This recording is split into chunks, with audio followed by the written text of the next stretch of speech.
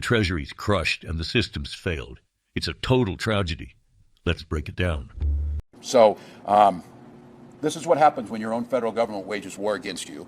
This is what happens when they target communities for their own benefit. This is what happens when they scapegoat. And this is what happens when they no longer hide the idea of white supremacy when you hear the Vice President of the United States talk about now white people won't have to apologize for being white. That's never happened once in my whole damn life. And I think everybody in this room knows what they're doing. So we're here today to say enough of this. We're here today to stand that Minnesota will protect their neighbors. Why would a sitting governor basically walk away from his own political future? To find the answer, you have to look at the sheer rot of the ethical train wreck that happened on his watch.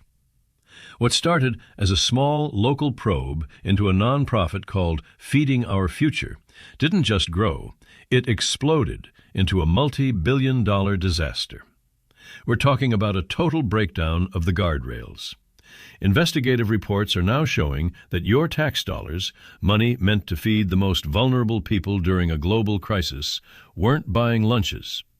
They were being funneled into a tangled web of international wire transfers and luxury condos. This isn't about some administrative error or a paperwork glitch. This is the death of public trust on a scale the Midwest has never seen.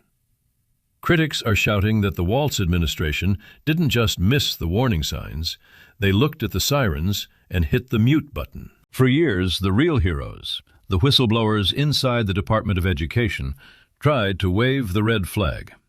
What did they get for it? They got crushed professionally.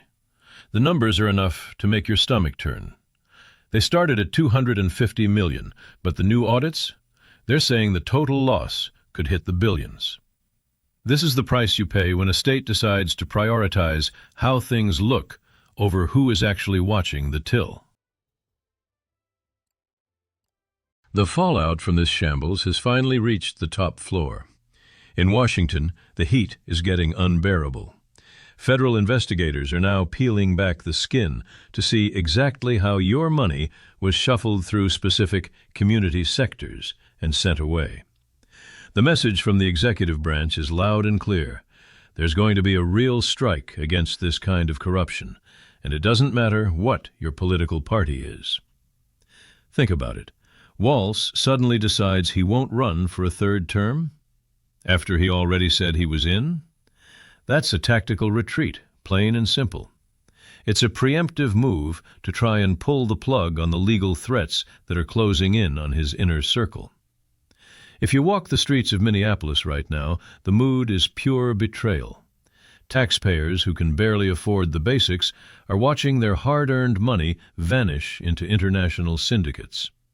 Now, the opposition isn't just asking for him to leave, they're demanding he be prosecuted. They want every official who let this total wreck of our fiscal health happen to answer for it.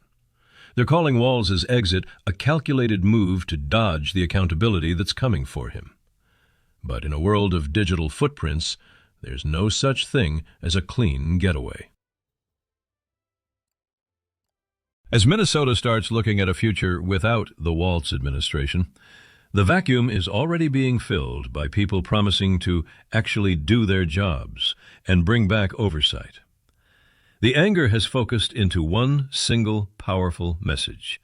We want the rule of law back. That viral video of the flag being swapped out, that's become a massive rallying cry for everyone who feels like Minnesota's identity was sold off for some radical experiment.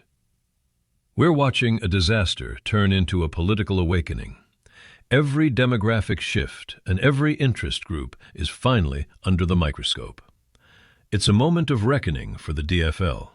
They've got a choice: distance themselves from the mess of the last 4 years, or face total obliteration at the polls.